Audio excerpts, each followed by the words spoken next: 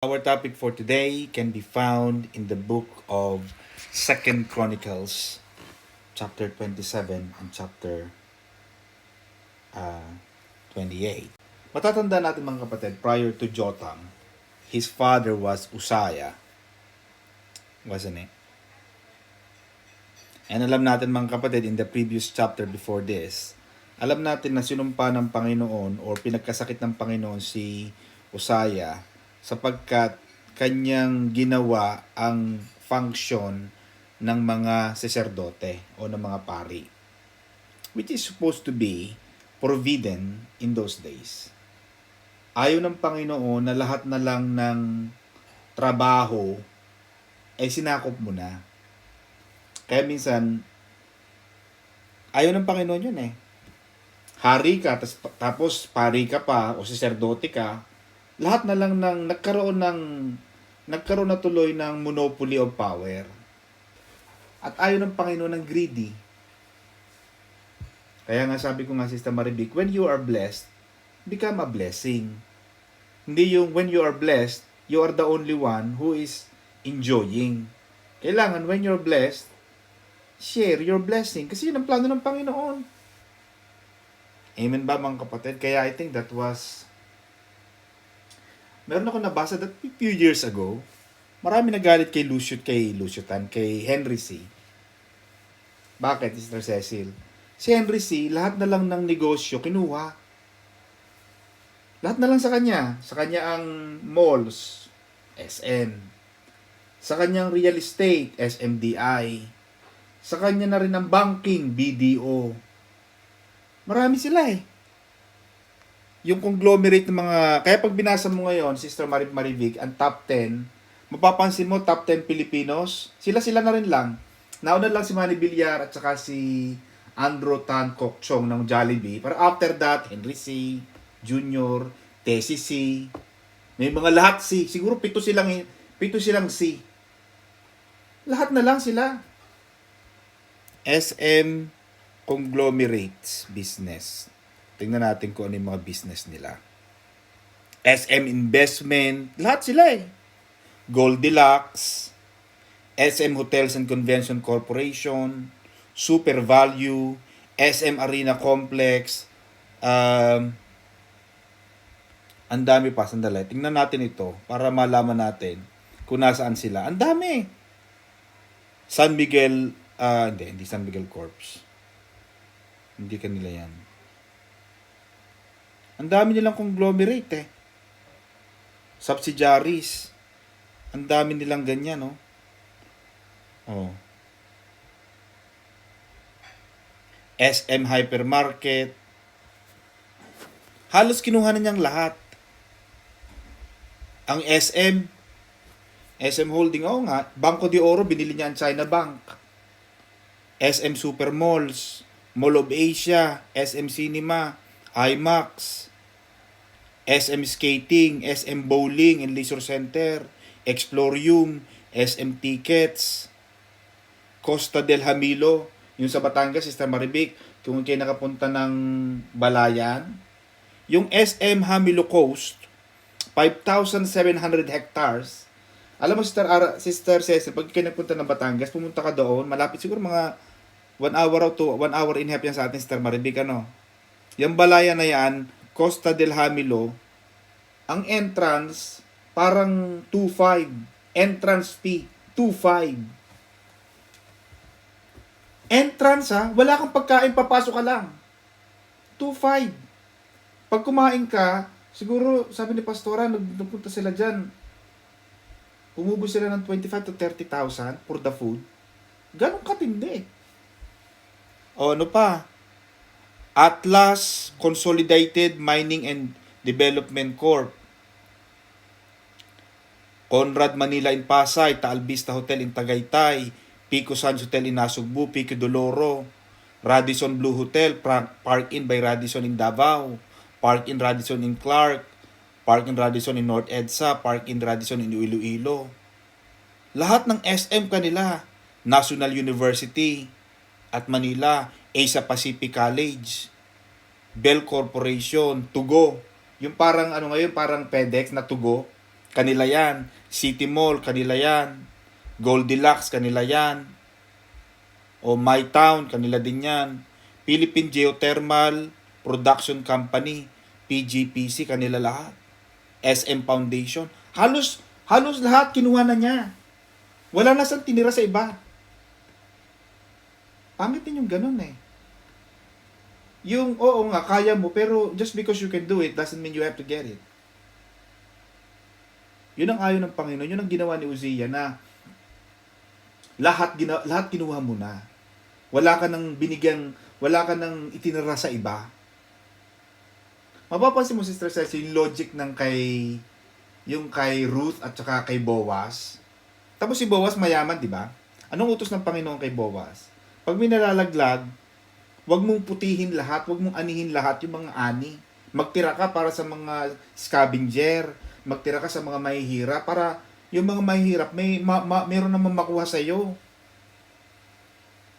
Even Donald Trump, when you read his biography, one of his lessons that I learned from him, and I have been encouraged by this principle, in negotiation, Sister Charmy, do not get the last penny on the table.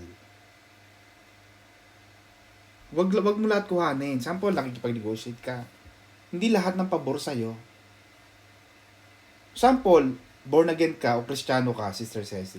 May nagtitinda, naglalako. Kaya ako, Sister Maribik, ayaw ko sa mga Kristiyano na mahilig sa hiling, yung tawad ng tawad.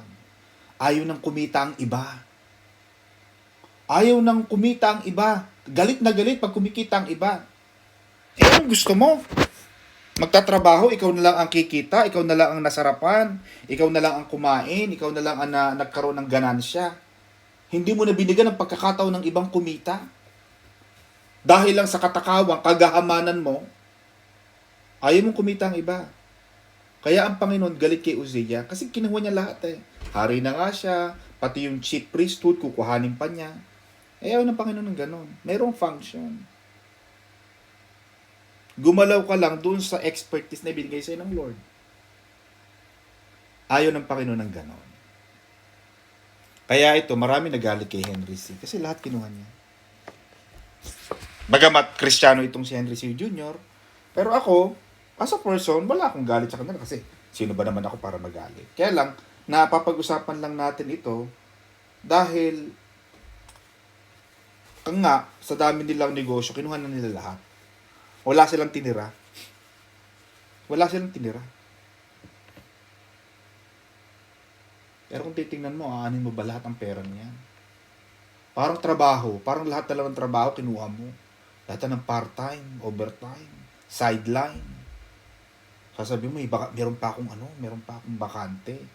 Alauna ng madaling araw to 3 o'clock. Meron bang trabahong ganon? Sino papatayin mo? Ang katawan mo. Diba? So, yun ang background ni Haring Uzziah na pinanggalingan ni Jotham. Kaya naging aral sa kanya yun eh. Kaya maganda tayong mga anak o tayong mga ngayong nasa karunungan na ito na nakakarinig tayo ng salita ng Diyos, maging marunong tayo. Maging salamin natin ang buhay ng iba. Yung pagkakamali, kasi bumagsak si Uzziah dun eh. Di ba nagkaroon siya ng ketong? Namatay siya sa ketong kasi nagalit sa kanya ang Diyos. Alam niya na ang function niya bilang hari lang. Pinakialaman niya yung pagiging saserdote ng iba. Naghandog siya, kala niya, porke hari siya, kaya niya nang i-bypass yung role ng priesthood. Eh hindi pwede sa Diyos. Naging aral ngayon yan kay Jotham. Si Jotham ngayon, sinabi na in verse 27, he did what was right in the sight of the Lord, according to all that his father Uzziah had done. Kaya masasama na nandoon sa second Chronicles na yaon na sinasabi na gumawa siya ng matuwid sa harap ng mata ng Panginoon ayon sa lahat ng ginawa ng kanyang ama na si Uzzias, gayon man ay hindi siya pumasok sa templo ng Panginoon. Naging aral na sa kanya yung Sister Cecil eh. Naging lesson na, naku, ayaw kong magkaketong, ayaw kong mamatay. Hindi na siya pumasok doon. Naging warning yun sa kanya. Ganon din tayo. Alam mo na, pag gumawa ka niyan, alam mong mabibisto ka. Maaaring hindi ngayon, pero someday, malalaman din, lalabas ang katotohanan. Alam mong pag ginawa mo ito, yan ang resulta. Alam mong pag ito hindi mo ginawa, yan ang resulta. So, we are responsible for our actions. Hindi mo pwedeng sisihin ng Diyos. Yun ang aral doon na nakuha natin dito kay Jotham at kay Uzziah. He was generally good.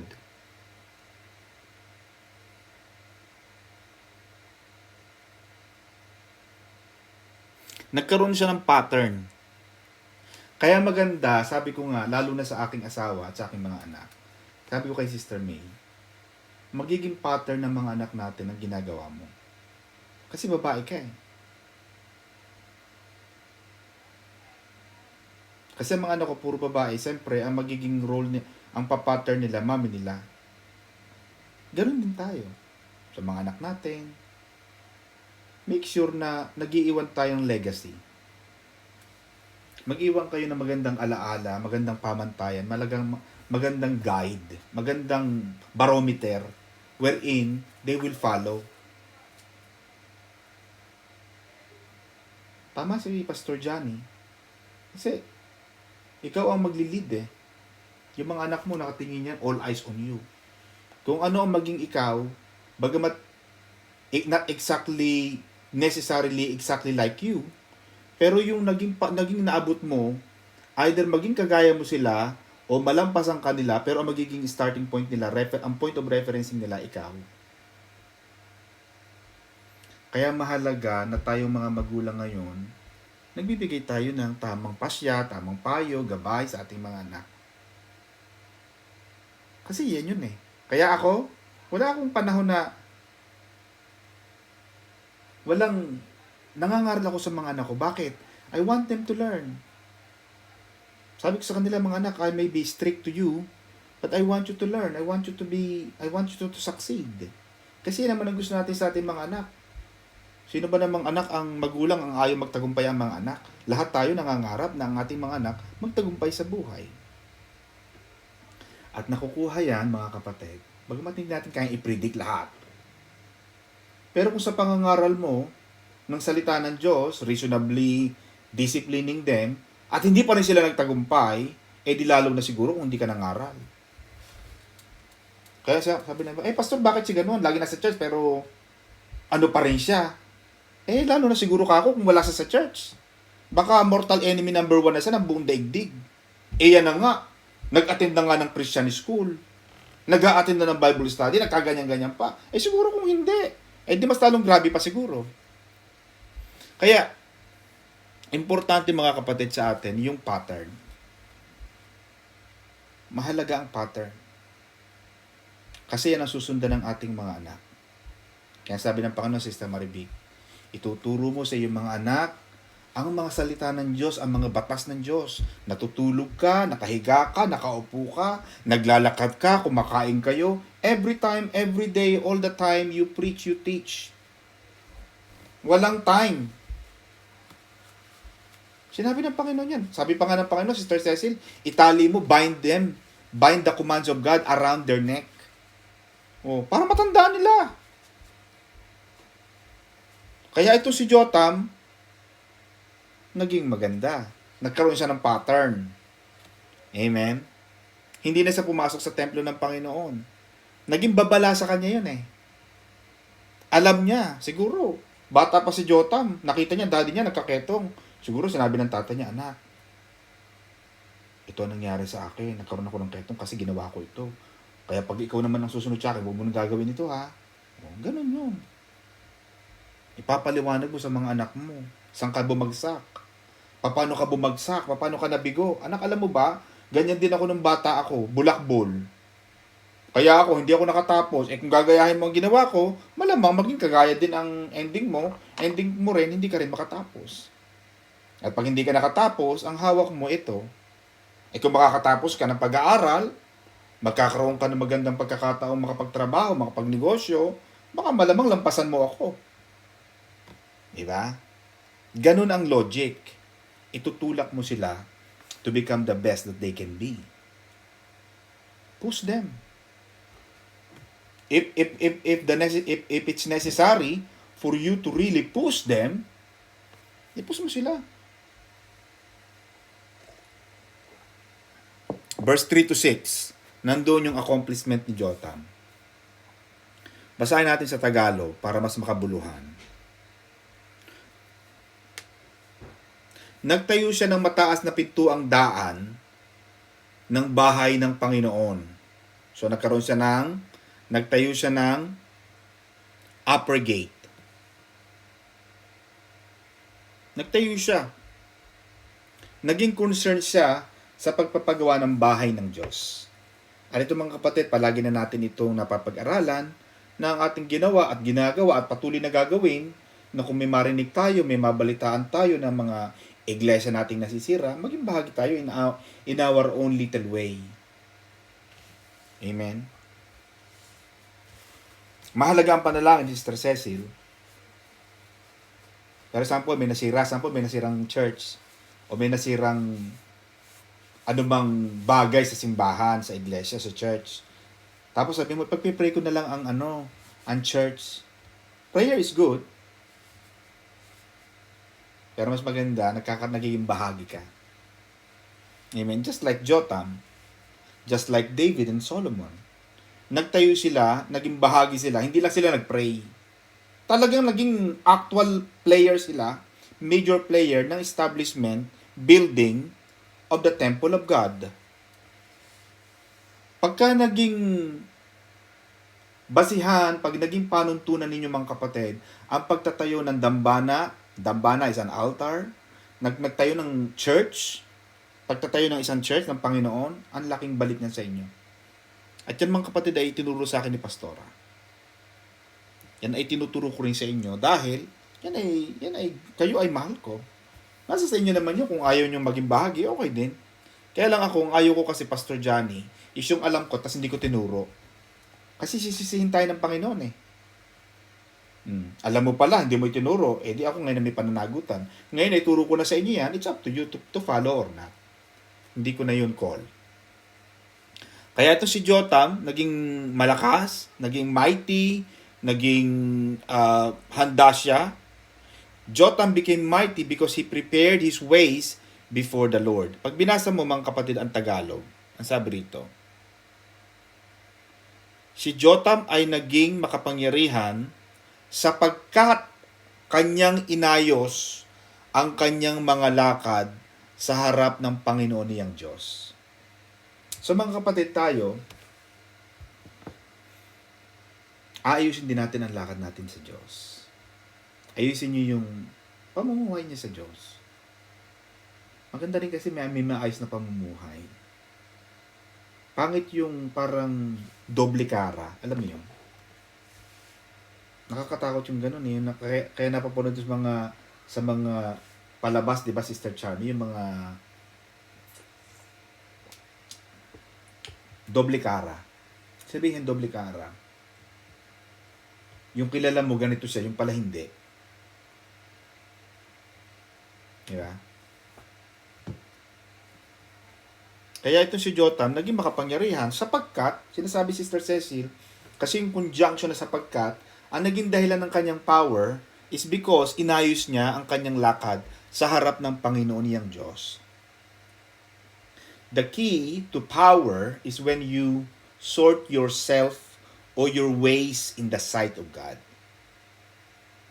Pagkakampi ka ng batas, matapang ka. Pag wala kang ginawang masama, malakas ang loob mo. Kasi wala kang ginawang masama, wala kang kinatatakutan. Pag maayos ang lakad mo sa Panginoon, lalakas ka, tatapang ka. Yun ang sabi rito mga kapatid. Inayos niya ang kanyang lakad sa Panginoon. Gumawa siya ng link between the palace and the temple. Bagamat hindi niya ginawa ng kanyang amang si Uzziah na kinuha rin niya ang tungkulin, responsibility ng priest, pero ginawa ni Jotham, nagkaroon siya ng link. Gumawa siya ng daan. Si Pastora at saka si Bishop, nagpagawa siya ng sarili nilang daan between our house and the church. Kaya makikita mo sa Marin, pinupunta ka sa bahay, meron silang exclusive pathway that connects the church and the house. Maganda kasi na lagi kang may ugnayan sa Diyos. Huwag kang maglolobat, huwag kang mag-empty bat, huwag kang mawawalan ng signal, Sister Charmy, sa Diyos. Kasi pag nawalan ka ng signal, Sister Maribig, sa Diyos, hahanapin ka ng Diyos eh. Eh pagka ba naglobat ka, nag-empty bat, nawalan ka ng baterya, Sister Cecil, sino bagang nawalan? Di ba tayo? Tayo ang nawawalan. Kaya mahalaga mga kapatid, na lagi tayong may communion with God, upang tayo daw ay magkaroon ng kasaganaan at kapangyarihan. Kasi pag nagre-recharge ka, Sister Maribik, di doon ka magre-recharge sa main switch, sa main power. Sample, naglolobat ka na nakikita mo 1% na lang. Ako ngayon, bago naka-recharge na agad ako. Nakahanda ng baterya ko kasi alam ko lobat na ako eh. Ganon din tayo. Pag pagod na tayo, Sister Arlene, Sister Arlene, papikit-pikit na yan. Siyempre, pag-lobat na yan. Pag-lobat na, Sister Elaine, balik ka na sa Diyos. O Panginoon, lobat na ako, mahina na ako. Kaysa sa ang pupuntahan mo, mga amigo-amiga mo, mga BFF, may meron bago ngayon, BFFEE. Best friend forever and ever and ever. Pag pinuntahan mo yung mga BFFEE mo, mahina din yung pupuntahan mo. Naranasan mo na ba, Sister Elaine, yung nag-charge ka? Tapos yung na-chargean mong battery, lobat din. Parang meron kang charger, di ba? Meron kasing ganun charger ngayon eh. Meron akong charger na gano'n. Na pwede kang parang ganito. Yeah. Ito, Sister Elaine, is my charger. Kinakabit ko minsan. Minsan, pag kinakabit ko ang phone ko, Sister Maribik, ito mismong charger ko, mahina. Yung battery ko, mahina na. Kasi hindi siya main eh. The only way you can find your power, just like Jotam, is when you are connected to the main switch. He is the main switch. Hindi ka laging malakas, Sister Arlene. Kahit anong lakas mo, pero minsan nanghihina tayo, and that's acceptable. That's inevitable as part of being human. Ito yung ginawa pala lagi ng Panginoon, lagi malakas tayo. Hindi na lang tayo nagkaroon ng weaknesses, ng infirmities. Dapat gumawa na lang ang Panginoon ng robot, lagi kang charged. Pero ginawa ang lahat ng bagay na may kahinaan, may end, may expiry, may lobat. Minsan may empty bat ka, and it's up to you to go back to the throne, to the presence of the Lord. Kasi ginawa ng Panginoon na mahina tayo. Hindi laging malakas. Ang iba kasi naglalakas-lakasan lang. Ay, malakas ako. Hindi laging malakas ang Kristiyano. Huwag kang maglakas-lakasan. Minsan ang iba, may problema na, ayaw pang umiyak kasi nahihiya. Ba't ka mahihiyang umiyak? Umiyak ka. O magulhol ka, maglupasay ka dyan. Sige lang. Kung kinakailangan, yun ang paraan para makarelease ka eh. Kaya minsan pag nag-a-advise ka, Sister Charmy, huwag kang umiyak, huwag kang iyak. Bakit hindi iiyak? Ayun nga ang paraan para mag-release. Hayaan mo siyang umiyak. In fact, the Bible tells us, Sister Arlene, ang pag-iyak ay magtatagal ng magdamag. Tapos pipigilan mong umiyak yung tao. Hindi nakaiyak. Nandoon yung kim-kim na sama ng loob, yung sakit, yung lahat ng guilt, lahat ng kasalanan nandoon. Hindi makalabas. Hayaan mong makalabas. Hayaan mo siyang umiyak sa Lord. Bakit? Kasi yun ang sabi.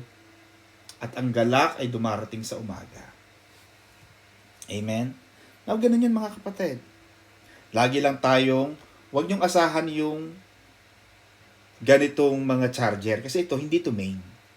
Pwede itong parang standby. Pero mismo yung charger mo, naglolobat din. But the only way that you can get the power, the prosperity, And the Bible confirms, is for you to be connected with God. Yun ang ginawa ni Jotham. Siguro, pwede nating sabihin na Jotham must have been a man of prayer. Laging mapanalanginin. At hindi mo kinakailangan laging nakaluhod, every time mananalangin ka. Kahit sa verse 98, nakaluhod ka, mukha kang timawa. Uy, si Charmy nakaluhod sa verse 98, makataas mong kamay talagang gano'n. Gusto mo ba yung gano'n? Hindi mo kinakailangan gawin yun. Amen ba? May mga tao kasing gano'n, masyadong literal, yung parang pray without ceasing, sa gitna ng Kilburn, nandoon nakataas ang kamay. Okay gano'n, pero OA masyado. Ayaw ng Panginoon ng gano'n. In fact, sabi ng Panginoon sa Arlene, pag mananalangin ka, shut the door. Yung iba, maglalatag pa ng carpet. Magwawagay-way pa ng puting panyo. Katawag ng atensyon. May mga taong gano'n. Pero ayaw ng Diyos ang gano'n. For you to become a man of prayer in your own soft voice. Habang nakasakay ka sa bus 16, nakikita mo, Panginoon. You pray. Whatever you do, you pray. Ganun ang ginawa ni Jotham. Nagkaroon siya ng habit to always walk nicely before God. Bagamat tayo ay may imperfections, pero kagaya ni Jotham, kailangan lagi nating nasa sa isip ang Panginoon na parang nakatingin sa atin palagi. Ano lang yan mind setting talaga Mind setting. Importante yun mga kapatid. Kaya itong pag-attend natin sa church ng Bible study, ito reminder to, mind setting to Kaya mapapansin mo, paulit-ulit na lang tayo Pagka nagkaroon tayo ng roll call, ito na rin lang ang uma-attend palagi. Walang naiiba. Kasi tayong nandito, mind-setter. We always think of God. Kaya minsan hindi mo na, parang automatic na siya Ano ngayong araw? Wednesday, Bible study. Thursday, Italy. Friday, Qatar. Qatar, Israel, main church. Saturday, London, Abu Dhabi.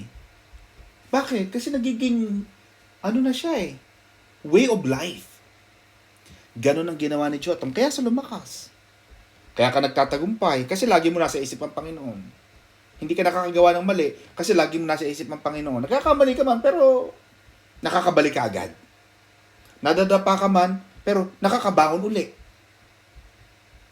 Ganon ang kagandahan mga kapatid. Ganon ang sinasabi na si Jotham naging makapangyarihan siya sapagkat lagi niyang nasa isip ang Panginoon. Naging mapanalanginin siya, madasalin.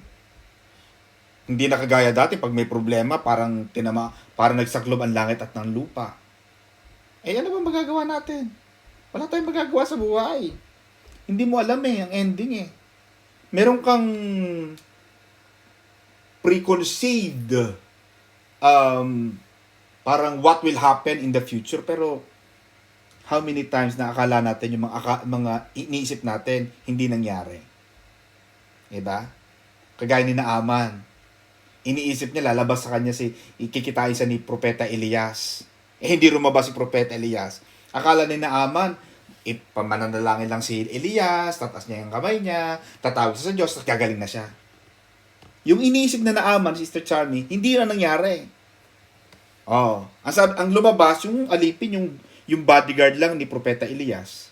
Nagtampo si Naaman, di ba? Umalis siya, parang Dora. Kaya maraming Kristiyano ng mga Dora. Alsabalutan. Pagka nasabihan ng kaunti, sa na mga tapang. Dora, ang dami mo napuntahan. Lahat na nandiyan sa buong mundo. Kaya mapapansin maraming Kristiyano rito, saan ka galing? Galing na ako dyan sa ganyan, sa Jesus is ganon, Jesus is ganon. Galing na rin ako dyan, lahat na napuntahan na. Kumbaga, parang nasa aroma, lahat na naputahe, itinikman. Kaya wala siyang malasahan Kasi mapapansin mo, Sister Charmy, pag punta ka ng aroma, anong kinain nyo? Hindi ko nga malasahan, hindi ko naman alam kung ano masarap. Kasi lahat ng putahe kinain mo, pare-pareho lang naman ang lasa niyan. Yung mantika sa adobo, inilipat lang sa kare-kare. Kaya ang lasa pareho.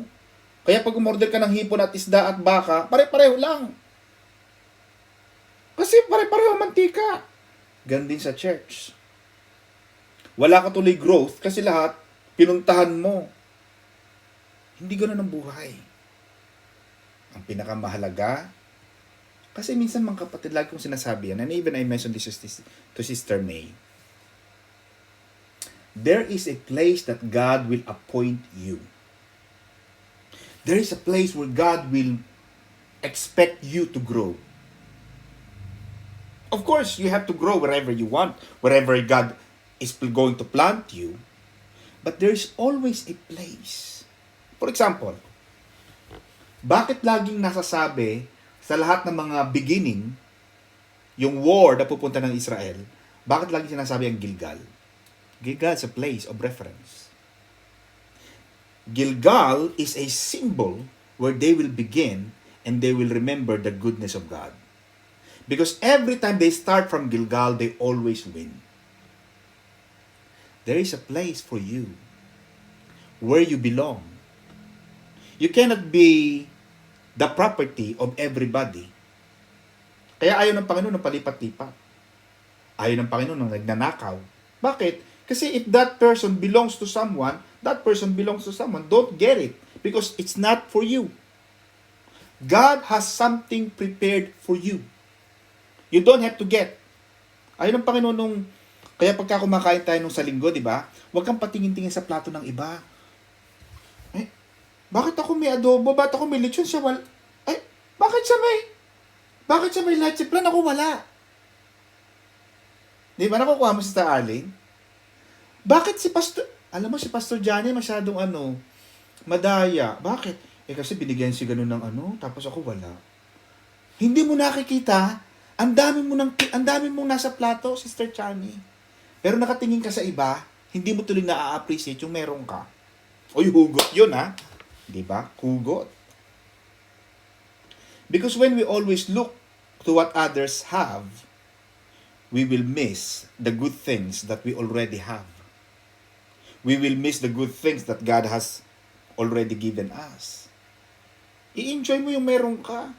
Kasi yung iba, Sister Chami, nakatingin din sa plato mo. Ay, bakit si Chami may may salmon? Ako wala. Ganun lang naman ang buhay eh. Diba? Yung mga tao, naalala mo yung isang bata, si Arlie na nasa nakaupo sa bintana. Sabi ng bata, buti pa yun. May bike. Bakit kaya ako, hindi ako binigyan ng bike? Tapos yung nagbabike naman, Sister Charmy, nakatingin naman sa taong nakakotse. Nagbabike siya sa BMX. Buti pa yun, ang ganda ng kotse. Yung nakakotse naman, Sister Charmy, nakatingin sa aeroplano habang nagdadrive. Ay, buti pa yung aeroplano. Buti pa yung mga tao sa aeroplano, mabilis makarating, nakasakay sa aeroplano. Alam mo na sa aeroplano, nakatingin doon sa babae sa baba. Buti pa yung babae niya, walang ginagawa. Ang sarap ng buhay. Panood-nood lang ng Netflix.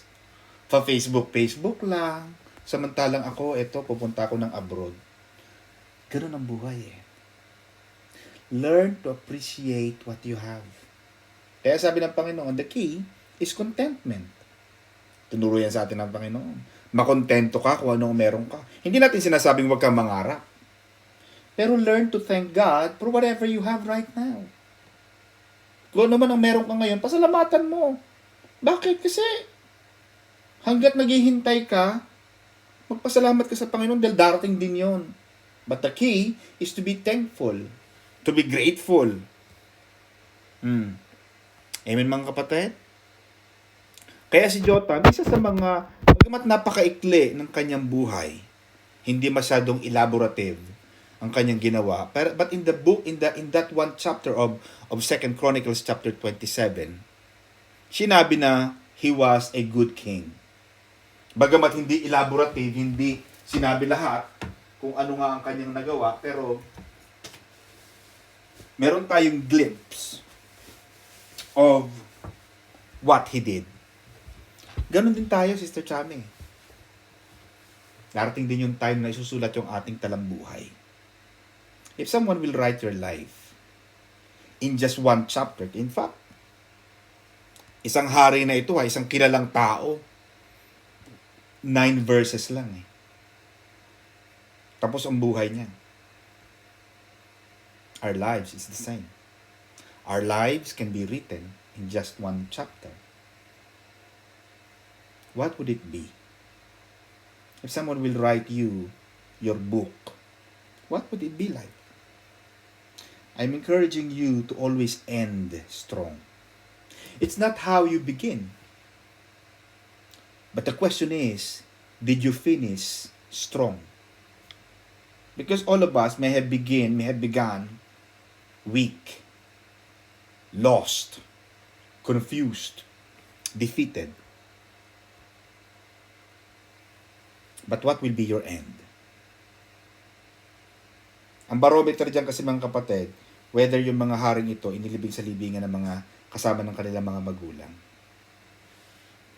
At ako palagi mga kapatid, lagi nating asamin yung consolation ng Panginoon, Sister Cecil. That the end of our faith, God will call you as God's good and faithful servant. Na kahit anong mangyari mga kapatid, manatili kayo kung saan kayo itinanim ng Panginoon. Huwag palipat-lipat. Kung gusto nyo rito, dito kayo. Kung ayaw nyo, di lumipat kayo. Ganun lang. Ganun lang naman. Kung anong meron ka ngayon, sample, ang meron ka, ganyan lang, masalamatan mo na yun. Huwag ka lagi mangarap, magpakamatay sa kailangan, maabot ko yun. Eh, paano kung katumbas na nung pangarap mong yun, eh, buhay mo na. Relasyon mo na. Kailangan mo nang pumatay para kang si Atalia. Gusto niya lang maging reyna. Si Jezabel. Kailangan maging reyna, papatayin kong lahat ang mga karibal ko. Okay din mangarap. Pero kung ang katumbas niyan, eh, buhay at ang pananakit mo sa iba, hindi na dapat. Hindi ka magtatagumpay. Relax lang. Take it easy. Mag-enjoy sa buhay habang meron ka. Because life is too short to be sad. Life is too short to live in anger. Life is too short na magpakamatay, wala ka ng panahon. Ganda-ganda ng panahon kanina. Diba? Kaya si Brother Ezekiel kanina, Pastor Don, nandito po kami sa Buckingham. O, so, sige, enjoy lang. Relax lang. Ang kapatid, ganun din. Brother Joey, ilabas mo naman si Sister Christy. Mag-enjoy. Kumain kayo sa mga... Alam mo, gusto ko rin pumunta niyan, Brother Jan, Pastor Johnny, sa Bang Bang. Bang Bang ba yan? Bang Bang o Bong Bong? Ano ba? Hindi, BBM na tuloy. Ano si Starling ngayon? Sa may ano yun, di ba? Sa... Maganda rin yan eh. Mangkai. Ayan, Bang Bang. Diyan kasi, every Friday, dinadala ko dyan si Najura Chelsea kasi nag-aaral nga sila ng piano. Biro mong kapatid, ang aking journey pag Friday, pag Friday wala na kami nagagawa ni Sister May. Bakit? 9 to 10, hatid ko si Chelsea sa school. 9 to 10. Babalik kami ng bahay ni Sister May, magkakape-kape muna kami niyan. Siguro makakatapos ko mga 11:30. Babalik kami ng bahay, mga 12 na. Konting kembot mo lang, Sir Arlene, 2 o'clock, maliligo ka na eh. Prepare ka ng pagsundo sa kanila. 3:30, magdadrive na ako hanggang Edgeware niyan. 1.5 hour. Mag-aaral kami ni Joel ng gitara, si Chelsea naman piano. After niyan, 7 o'clock. Ganun lang ang buhay. Simple lang. Amen. Pero lagi nating nasa isip ang Panginoon. Sapagkat, gusto ko na yung aking mga anak maging manunugtog. Sabi ko, anak, pag nasa kotse kami, yun ang aming place of talk. Yun ang aming parang hangout. O habang nagda-drive, traffic, Joel, do this. Marami silang sermon sa akin. Kasi, kailan pa ako magsisermon sa kanila pag malalaki na? Ang lalaki na niya, Sister Arlie, matangkat pa nga sa'yo. Amen ba? Habang bata, sabihan mo na sabihan. Habang nasa puder mo. Pag wala yan sa'yo, wala na. Amen ba mga kapatid? Verse 28, chapter 28 mga kapatid. Ito na ngayon ang buhay ni Ahaz. Sa Tagalog, Akas or Akas. Ano na natin sa English. Nagkaroon, yun nga, sabi ni Sister Cecil kanina, na bagamat yung tatay nila ay mabuti, hindi not necessarily mabuti rin ang anak.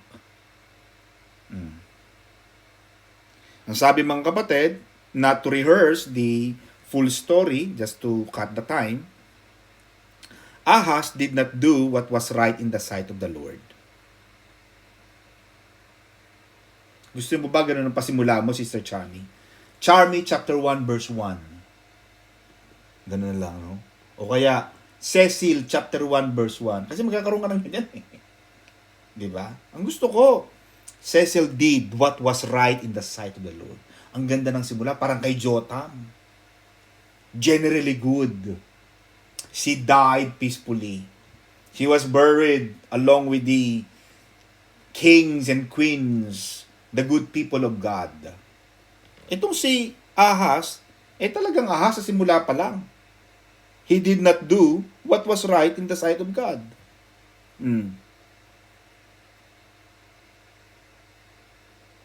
Wala eh. Bagamat marami sanang example si Ahaz, marami siyang pwedeng pagkunan ng kabutihan, especially yung kanyang tatay na si Jotham, at historically speaking, yung kanyang lolong si David. Pero hindi niya sinunod. Ang sinunod niya, ang ginawa niya, yung ginawa ng ibang mga hari ng Israel. He did not just rejected the godly heritage of David, Sister Cecil.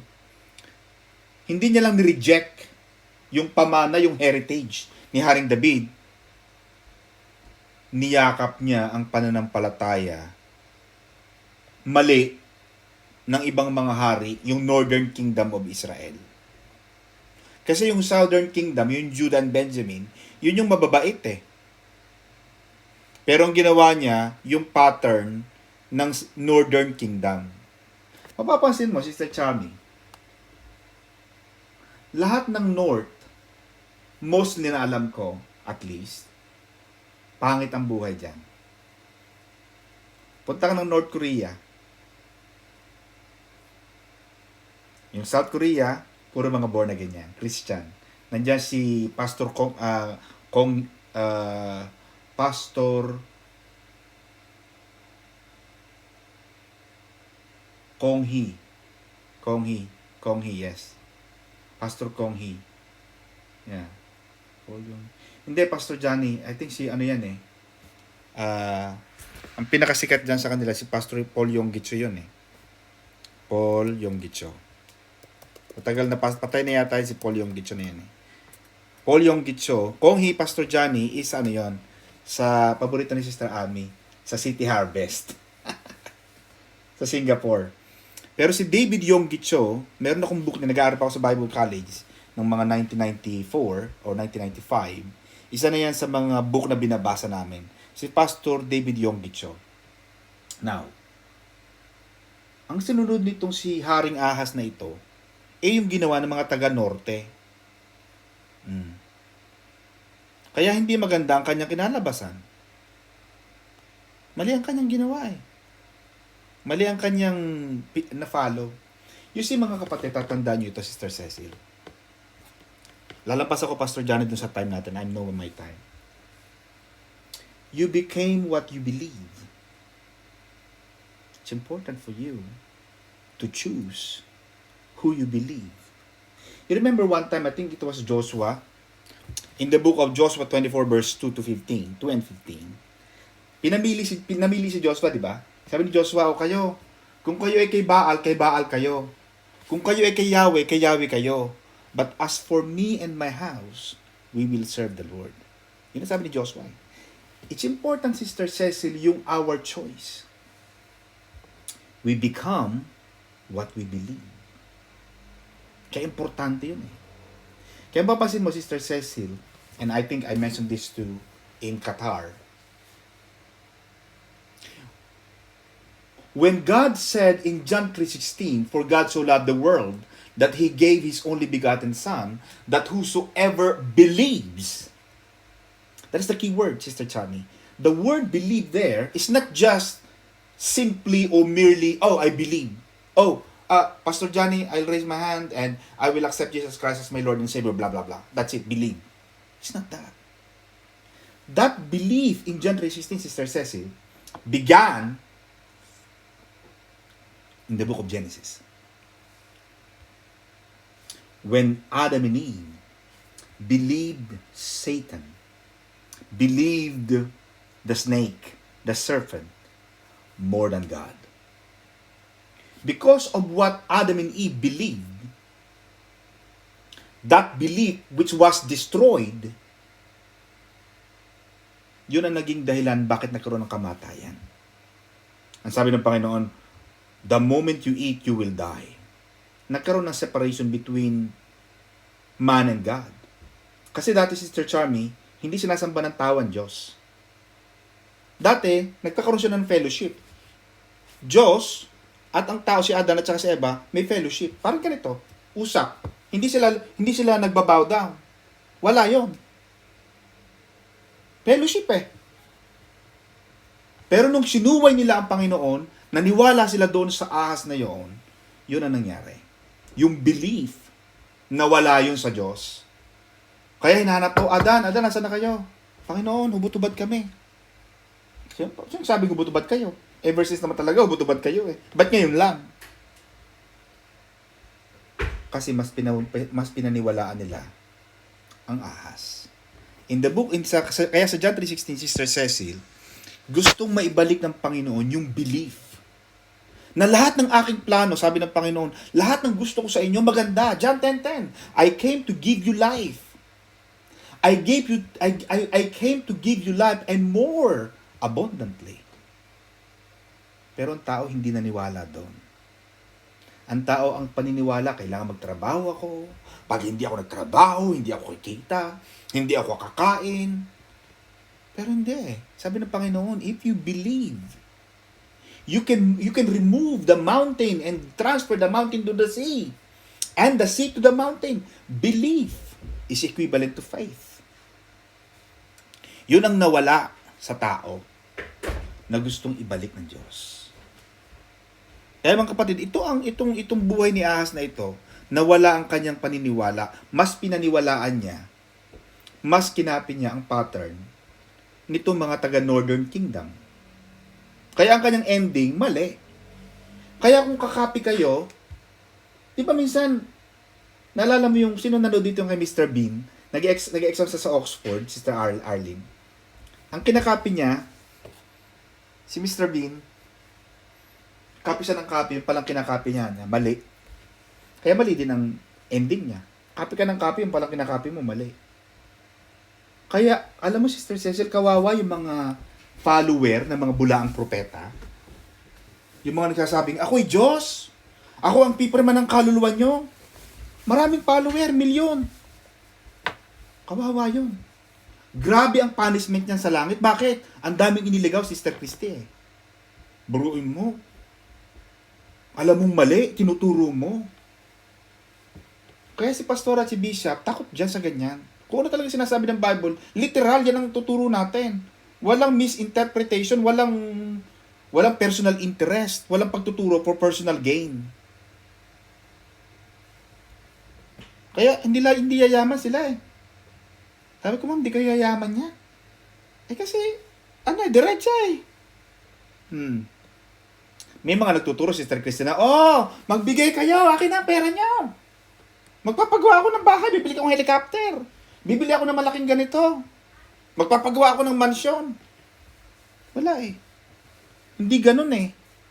Kasi sila, diretso. Kung sinasabi ng Bible, yun lang. Kaya ako, yun ang pinaniniwalaan ko. Doon ako lumaki sa ganung teaching.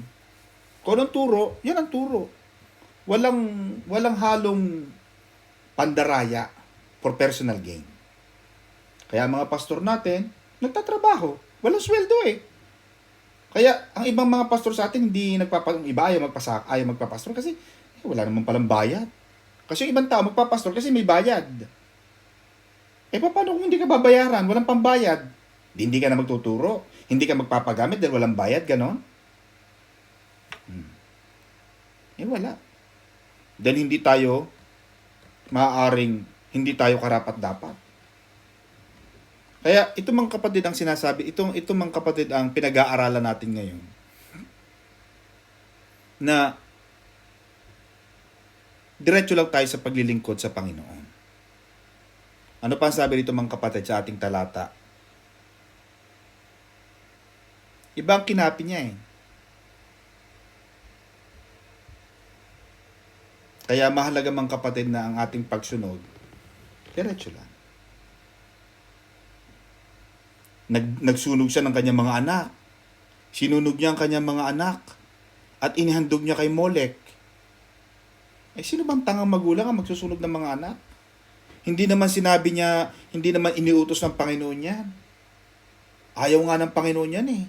In fact, pag binasa mo ang Leviticus, Sister Ami, ayaw nga ng Panginoon yung sample ko, magpapatay ka ng tupa. Tapos alam mo, nagpapasuso pa yun. Kaya mapapansin mo, may nasa na Bible yun na, huwag mong lulutuin ang batang kambing sa gatas ng kanyang ina. Pinapahalagahan ng Panginoon ang value ng relationship ng family. Etong si Ahaz, pati yung kanyang mga anak, sinunog niya para kay Molek. Yung pagsamba kay Molek, Sister Cecil, ito yung pagsamba sa kanya na paiinitan mo yung metal, yung statwa, representing the God, until it was red hot. Tapos ilalagay mo yung bata. Tapos habang tumutugtog yung malakas na drum, para hindi mo marinig ang iyak ng bata. Ganoon kagrabe. Ganoon kasobra yung kasalanan ni itong si Ahaz na ito. Napakasama. Kahit sa ang henerasyon, hindi karapat-dapat gayahin. In Leviticus 20 verse 1 to 5, sinabi ng Panginoon yung pagsamba kay Molek, I will set my face against that man and will cut him off from his people because he has given some of his descendants to Molek to defile my sanctuary and profane my holy name. Paglapastangan sa pangalan ng Diyos, yung pagsamba kay Molek, ginawa mo pa. Patay ka talaga sa Diyos. Yan din ginawa rin niya ni Solomon Importante yung ating maganda pipili ka ng paniniwalaan. Pag may nagkwento, kasi minsan magkaibang kwento Sister Charmy, example, ang kwento ni A, ganito, kwento ni B, ganito. Importante kung sinong paniniwalaan mo. Mahalaga ang credibility. Sa aking mga anak, sabi ko yun. Kung ano nangyari, say it. Don't add anything. Even a single word. Example, nagkwento ka. Anong nangyari? Ganito. Ano nangyari? Ganito. Okay, yun lang. Walang dagdag, walang bawas. At least, intact ang integrity mo. Pero pag dinagdagan mo na yan ng kwento, para lang gumanda ang kwento, may dagdag, na nagiging adulterated na tuloy, yung malinis na tubig, nagkakaroon na ng konting lamat. Pag dumating ka sa court, talo ka dyan. Kasi, questionable na doubtful yung integrity mo Kaya ako sa mga kliyente ko, attorney na sasabihin ko, ano ba nangyari? Say it, ano nangyari? Pakita mo sa judge. Tumingin ka talaga sa mata ng judge, eye to eye ka sa judge, sabihin mo talaga kung ano nangyari. The judge will mark your credibility. Kaya most of my client lang sinasabi, intact ang integrity ng client. Kasi, trade sila to investigate, to interrogate. Itong si Molek, itong si Ahaz na ito, mali ang kanyang ginawa. Ang sinunod niya, iba.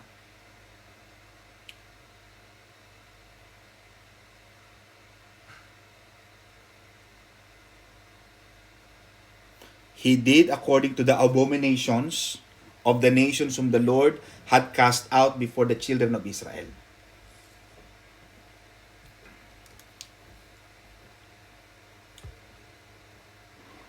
Hindi mo pwedeng galitin ng Diyos Kaya tayo, mga kapatid, huwag mo galitin ng Diyos. Ano ba ang ikinagagalit ng Diyos? O yung mga bagay na ayaw niya. Lahat ng bagay na ayaw ng Diyos, alam mong mali, kinukonsensya ka, alam mong mali, huwag mong gawin. Kasi kinukonvict ka ng Panginoon. Kaya meron tayong konsensya, Sister Christy, di ba? Alam mo when you're doing something wrong. And when what you do is wrong, don't do it. Because God will cry. It will hurt the heart of God.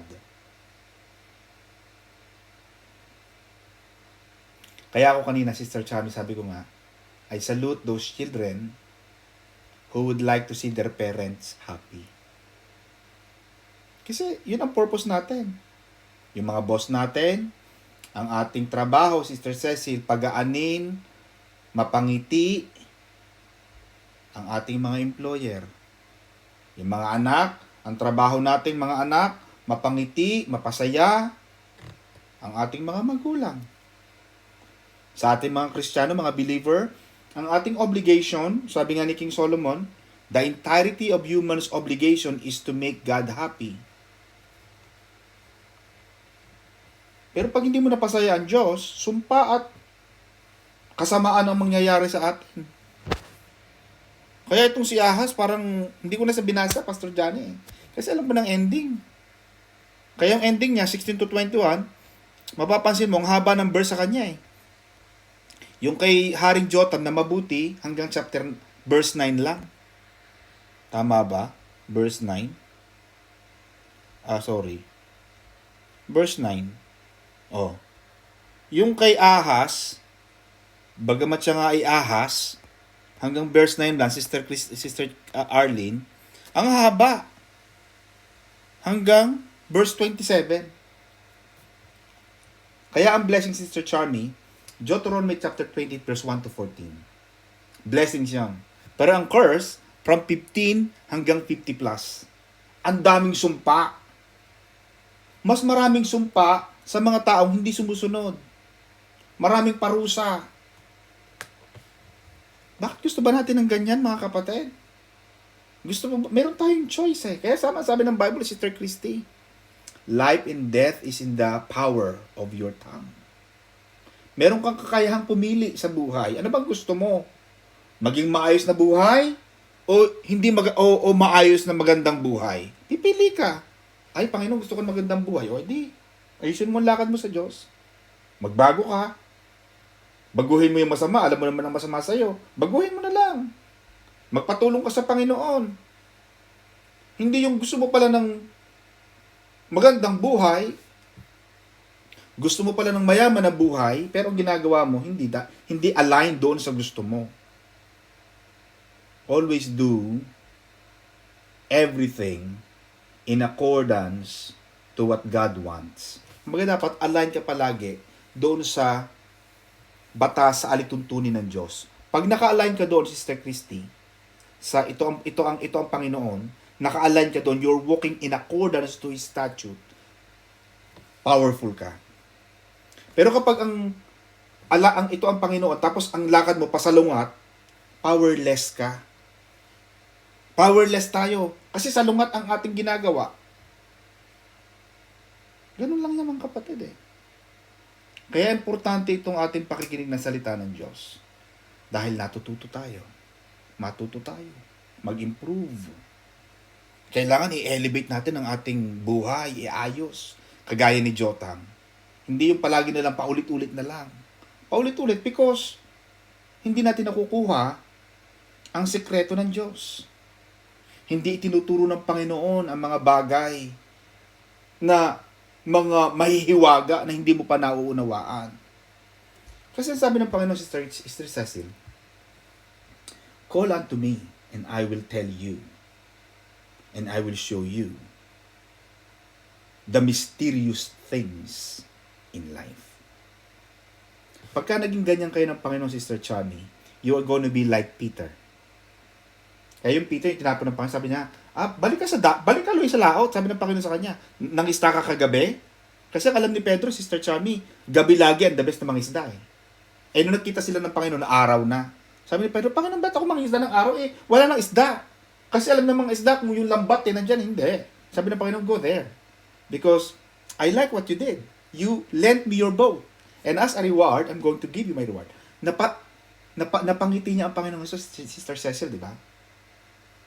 Napangiti ni Brother Peter ang Panginoon, binigyan siya ng reward. Ganon din tayo. Di ba pag natutuwa tayo, Sister Arlene, sa mga taong nakakatuwaan natin, nire-rewardan natin. Pag natutuwa ka, kaya yung mga taxi driver, sabi, sir, dagdagan nyo to. Pag natuwa ako sa'yo, dadagdagan ko talaga. Bakit? Alam mo, Sister Charmy, yung salitang tip, yung tip, TIP, meron yan, ano yan acronym actually yan. Hindi yan salita. It is an acronym. T, point, I, point, P, point. Tip. Ang tip is to ensure promptness. Yun ang ibig sabihin ng tip. Pag natuwa ka sa waiter, pag natuwa ka sa servidora mo, magbibigay ka ng tip. Kaya dapat ang tip, sasabihin mo sa kanya, bibigyan kita ng tip. Bibilisan niya. Huwag kang magbibigyan ng tip at the end. Kasi hindi niya alam na bibigyan mo siya ng tip eh. Kaya ako sabi, gaya napapapintura ako ng bahay. Galingan mo. Pagka maganda ang ano mo dyan, bibigyan kita ng tip. Sinasabi ko agad in advance. Para galingan nung pintor.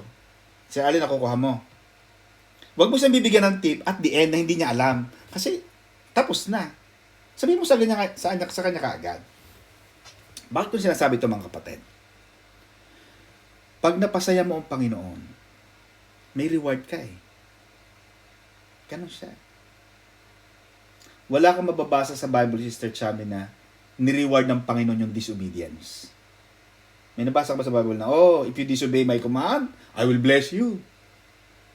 Wala eh. Wala ka makikita ng ganun. Lahat ng blessing ng Panginoon is in accordance with the obedience alone. That's the key. Itong mga hari na to, tayo nga, hindi tayo mga hari eh. Hahari-hari lang tayo, pero hindi tayo talaga hari, Sister Arlene. Naghahari-harian, pero hindi man talaga tayo mga hari. Itong mga haring to, in fact, we are reading their lives. Ang kanilang buhay ay nababasa natin, nagiging salamin natin, at paulit-ulit na lang, gasgas na sa atin. Yung pagsunod mahalaga sa Diyos. Pag sinunod mo ang Diyos, sabi ng Panginoon, abide in me and I will abide in you.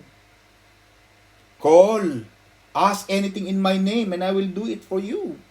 Lahat ng bagay na hingin mo, parang anak mo, Sister Arlene. Pag masaya ka sa anak mo, Sister Charmy, Mommy, how are you? Diba? Minsan gagawin ka. Minsan gano'n ng mga anak eh. Di ba? Sample si Sister Maribic. Paglalapit sa kanya Sister Denise, Mami, how are you, Mami? Mami, gusto mo ng kape? Mami, gusto mo masahin kita? Naku, sarap niyan. Masahin ka. Ikaw namang, Mami, parang tuwan-tuwa ka. O, anong kailangan? O, di ba? Magtatanong ka eh. Di ba, Sister Christy, pagka ang anak mo mabait, naku, anak, anong kailangan mo? Baka may kailangan ka. Sabihin mo lang. Ganun ang Diyos. Pero pag ang anak mo, busit ka, galit ka, inis ka, ay nako, ayoko niyan. Hindi ka nga sumusunod sa akin eh. Sing ka pa nangingi. Sino matutuwa? Wala. Tayo tao lang yan ha. Humingi ka, Sister Time, yung anak mo matigas ang ulo, baka hindi mo bigyan. Titikisin mo talagang hindi sa magkaroon. Gagawin mo talaga, hindi ka padadala ng pera dahil matigas ang ulo mo.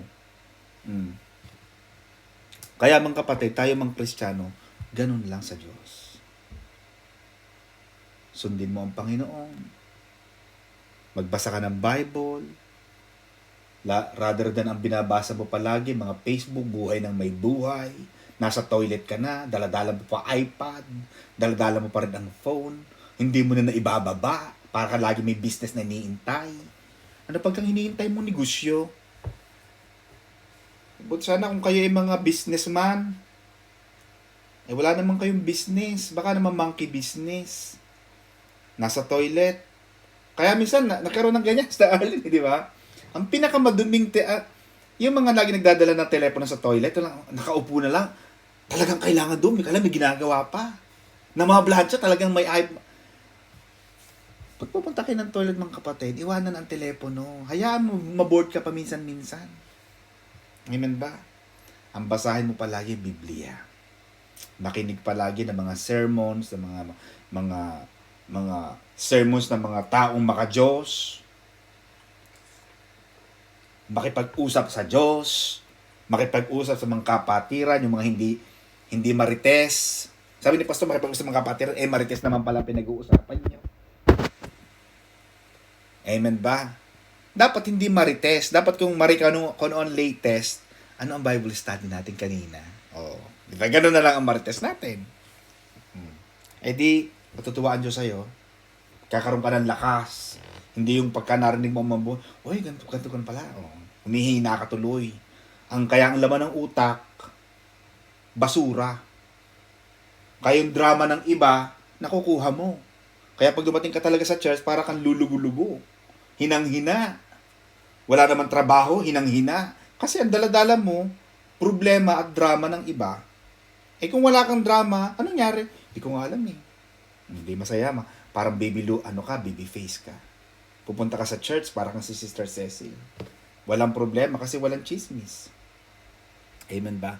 Ang ano natin mga kapatid, ang ating maging layunin, tapos na ako, is mapangiti ang Diyos. Noah, lahat ng ginawa niya, puro sa Panginoon. Kahit tinatawanan siya ng mga tao, ang tanga-tanga si Noah. Wala pa namang ulan eh. Never pa nilang narinig ang ulan, Sister Arlene, ng panahon yun. Kasi hindi pa umuulan ever. Kasi ang tubig nagagaling sa damo, yung moist, yung dew. Yung ating Mountain Dew, di ba? Yung ating soft drink, Mountain Dew. Nanggagaling yung dew doon sa hamog. Wala pang ulan. Rain has never been heard. But Noah wanted God to smile at him. Sabi ng Panginoon, build me an ark. Ginawa niya. Kahit pagtawanan siya ng mga tao. But God was so happy and pleased with him. Kaya, nung lumabas na yung 40 days and 40 nights na flood, sila lang ang nagtagumpay, sila lang ang nabuhay. Pinagpala siya ng Diyos kasi sumunod siya sa Diyos. Ganon din tayo mga kapatid. Ang layunin namin ni Pastor Johnny, ni Pastor Saldi, ng ating mga pastor, ni Pastor Madeline, ni Pastor Alvin, Pastor Paul, lahat ng ating mga pastor, ang layunin namin sama-sama tayo sa langit. Amen ba? Baka mamaya nandun na kami, bakit wala si ano? Wala si sister ganito sa listahan. Sister Alin, pakicheck mo nga. Baka mamaya hindi kasama. Kasama ba yan? Kapatid, pag nagpunta tayo ng langit, hindi ito yung parang parang pwede kang mali. Pupunta ng Blackpool, malilate ka. Pupunta ng ganito, hindi ka darating. Hindi na ganon. Pag wala ka talaga sa listahan, naku, parang wala yata si ano. Naku, Sister Arlene, pakitawag mo nga, baka mamaya hindi nakarating si brother. Ay, pastor, nasa kabila. Naku, hindi nasa impyerno ka. Eternal Flame. Yun ang kantang Eternal Flame. Di ba may kantang Eternal Flame? Sister Chami. Yung Eternal Flame ba yun? O Eternal Flame yun, ba, Sister Arlene? Yung kumakanta ng mga flames dyan. Yan, Eternal Flame. Walang hanggang sunog, Pastor Johnny, ang maranasan ng ating mga kapatid kung wala kayo sa langit. Kasi wala namang purgatorio. Walang purgatorio, Sister Charmy. Walang sinabing purgatorio. Walang nagpupurga. Walang combat train. Pagdating mo sa langit, walang bulating lalabas sa puwet mo. Kasi nagpupurga-purga eh. Oh. Ang purgatorio, nakuha yan sa salita ng mga Romano-Katolika, which is invented by the Catholic priest, which the Bible never ever mentioned. Even Jesus did not mention that. Even Jesus said, men only die once and only lived once. Isang beses lang. Kaya itong buhay natin na ito, Sister Edna, ayusin. Kagaya ni Jotam, inayos niya ang kanyang lakad sa Diyos. Maging maayos tayo sa ating maging maayos tayo sa ating buhay, sa ating pakikipagkapwa-tao. Habang buhay, ayusin na. Hindi yung kung kailan ka mamamatay, doon ka hihingi ng tawad sa iyong mga kinagalitan hanggang buhay. Amen ba mga kapatid? God bless you. Pastor Johnny, salamat po. Back to you kapatid.